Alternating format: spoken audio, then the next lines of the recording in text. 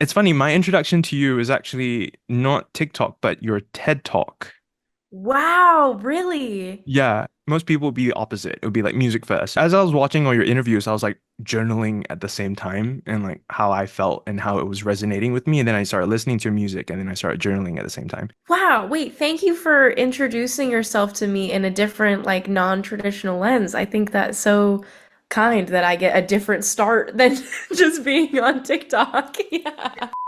Small decisions sometimes turn into much longer impacting moments. If you could take us back to that pivotal moment right before you hit upload on your first piece of content to the internet, would you still click or would you shut down the computer? If I knew everything that was going to happen, I would still click. I think it was so much about personal expression, and I needed that so badly when I was a teenager and like posting stuff online. I also think I've just always been a chronic oversharer, so I feel like it would have been inevitable either way for me to click upload on something that I had made. But yeah, I think I still would have. That's a good question. Yeah. Thank you. You know, we have a lot of parents that listen to our radio station. So, how would you, okay, to the parent that is facing a kid that also wants to create content and upload their videos, because you know what it was like to grow up with parents that were, very much against that. Would you tell them to not worry so much? It's okay to worry a little bit because I think that's natural for parents too. I honestly think that you're not going to stop your kid from doing what your kid wants to do. And so the best thing that you can do is be supportive and just ask, like, what ways can I help you? And I think being collaborative with your child is going to feel a lot more rewarding than trying to like stop them from being creative online or whatever it may be. So just get involved. And I think that your kid is going to feel really seen and appreciated if you also feel like you're involved in what they're wanting to do on a daily basis. So I don't know. I think maybe, honestly, if my parents had been supportive of me and what I was doing online, I might have stopped because I would have been so mortified about what I was making. So if you want your child to stop doing something on the internet too, maybe just say, "Oh my God, I'm so excited for you." And then they'll immediately be so mortified that they won't do it. Are your parents on social media? Do they follow you? My parents do follow me, yeah.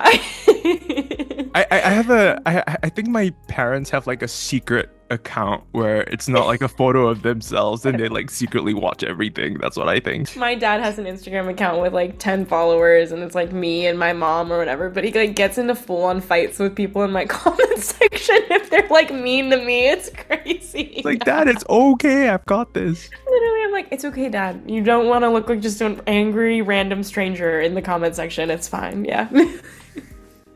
So the reason why I really resonated with your TED Talk is because like I used to make a lot of music and I found myself in this sort of very strange place where I'm also a part of a team that decides what songs go on the radio in our radio station. And you're very aware of the hundreds of thousands of songs that come out every week. And we go through a lot of them and we only pick a handful of them. So it's very crushing as an artist. And I find myself asking myself, like, does the world need one more song? And does the world need a song from me? So how do you make that resolution to create even when everyone else is as well? I think that's such a good question. I think honestly, maybe it comes down to the fact that like nobody needs another song from me, and no, like not in that sense. Like I think art is inherently selfish, and I feel really lucky to be able to create and to have a place where I can tell my story. And I think and art is not inherently selfish. I'm going to take that back. I think that it can be, and it's okay that it is sometimes, because honestly, it's awesome that I get to like tell my story through a song and to write lyrics about my life. That's not going to resonate with every single person in the world, and that's okay. I think for me, art is really about like catharsis and figuring out a way to talk about the emotions that I'm experiencing and to develop them to a point where I can like look at them from like another perspective and see them and feel them out. Whether that's just like listening to a song back or anything. But I think, yeah, you really do have to come into tune with like knowing that you're doing it for yourself, really, at the end of the day, and being okay with that and okay with the fact that it won't resonate with every single person that you're putting it out to. But yeah, there will always be a surplus of art, whether it's with music or visual arts or whatever it may be. And I don't think that lessens the value of the thing that you create for yourself at the end of the day. But it can definitely feel really discouraging to think about the fact that the number of eyeballs on it might not be the amount that you want it to be. Yeah, yeah. A friend of mine told me to be okay with saving stuff as draft. Mm. Just like Mm, keep creating. You don't have to put it out. Sometimes like this can be just for you, and it's totally. okay. Yeah. Yeah. Yeah. As I was listening to your album, I said I was journaling. I was also like writing random questions to whatever came to me. So it may or may not be related to the song itself. So I'm gonna run through every track on the album, and it's gonna be just a rapid fire of Okay. whatever that came to mind. Okay, Dramatic Escape.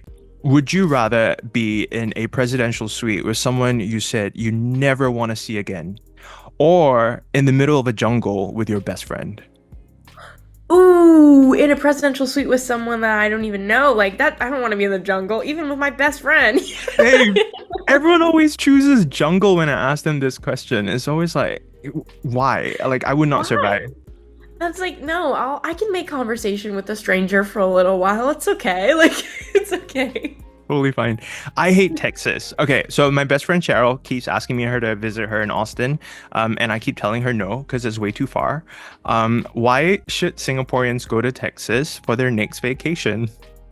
There is a really great natural like what is it called? Natural spring there, so you can go swimming. It's called Barton Springs in Austin, Texas. The food is really good. The outdoor nature is really lovely, and honestly, the people are so nice. That's why Singaporeans should go. It is really far, but it would be a completely different experience than Singapore, and maybe that alone is worth it. Okay, rain. What's your favorite sound and least favorite sound? My favorite sound is rain on a metal roof, and my least favorite sound is a motorcycle revving its engine. Okay, elevator. Would you rather live on the first floor or the top floor of an apartment? This is a good question and topical because I lived on a really high up floor in New York, and I just recently moved to like a home on a house that is connected to the ground. I'm gonna say top floor because then there's less bugs. Yeah. So that's the thing. I live on the first floor unit of this condo, and I love it because I feel very connected to like the ground. I can just open the door and leave. I don't have to get Yes. in like a smelly elevator.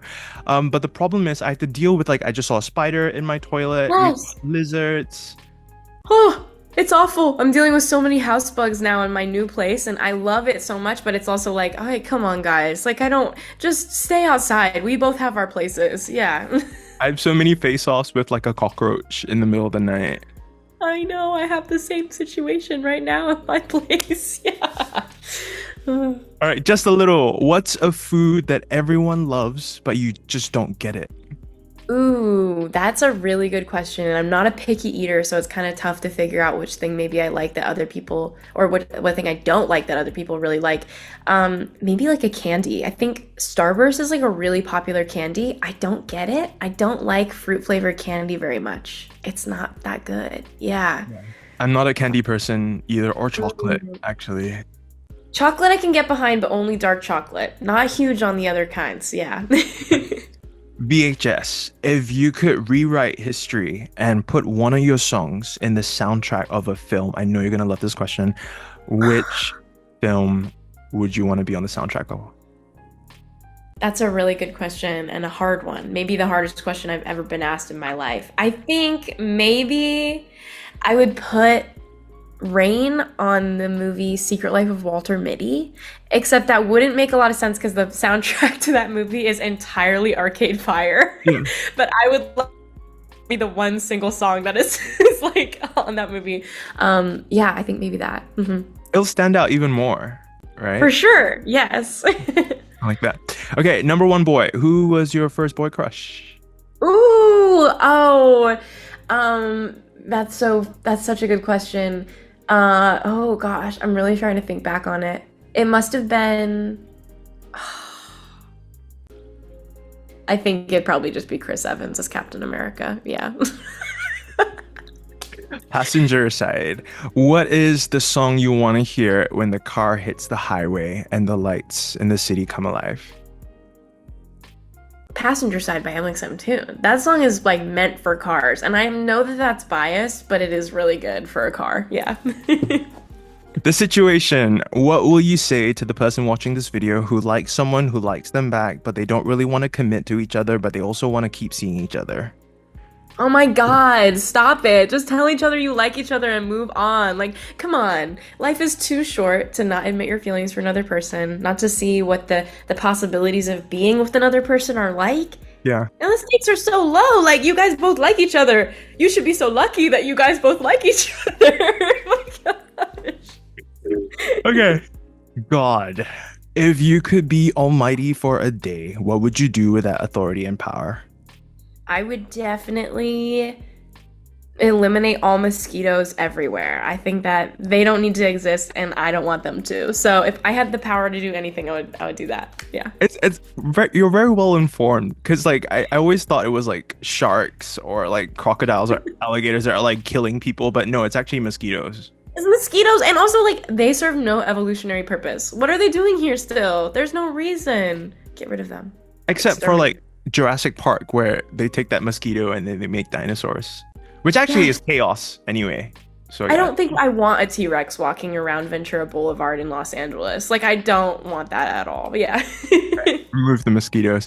Now's not the time. How do you decide who stays and who goes in your life? Ooh. I think when someone is not giving you the same amount of energy that you put into them, obviously relationships can't be 50-50, but I think when you realize there is a very heavy give and there's no like mutual take, then you can exit the relationship and move on. Finally, white out, pencil to canvas. What was the first tune you ever drew, and what do you feel like drawing these days? Oh my gosh, that's a good question. The first song that I probably ever drew something for, honestly, I think it was Youth by Daughter. It was not my own song. I made like a cover artwork for a cover that I had sung, and I was drawing for Youth by Daughter.